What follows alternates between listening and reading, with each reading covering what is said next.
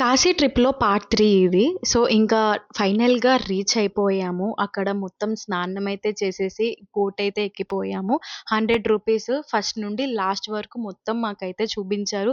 అసలు మంచి వ్యూ ఇదంతా కూడాను. ఎక్కడో ఇన్‌స్టాగ్రామ్ రీల్స్‌లో చూసేదాన్ని ఇవన్నీ చూసి వావ్! ఇంత బావుండిద్దా అని అనుకునే ఫీల్‌లో ఉండేదాన్ని. అలాంటిది నేనే లైవ్‌గా చూస్తుంటే అసలు నేను వీడియోస్ తీసుకోవాలా? నేను ఫోటోస్ తీసుకోవాలా? ఆ వ్యూనే ఎంజాయ్ చేయాలా? అర్థమే అవ్వలేదు నాకక్కడైతే. బట్ అదంతా చూసి అంతా మేనేజ్ చేసుకొని అంతా గూడా చాలా నచ్చింది నాకు. అక్కడే ఉండిపోవాలనిపించింది కూడా. ఇంకా అదంతా అయిపోయాక గంగా హారతి కోసం అయితే మేము వెయిట్ చేస్తున్నాము. 6:00 అయితే స్టార్ట్ చేస్తానన్నారు. అందుకే ఆ క్రౌడ్ అదంతా కూడాన. ఇంకా నేనది కూడా లైవ్‌గా అయితే చూసేసాను.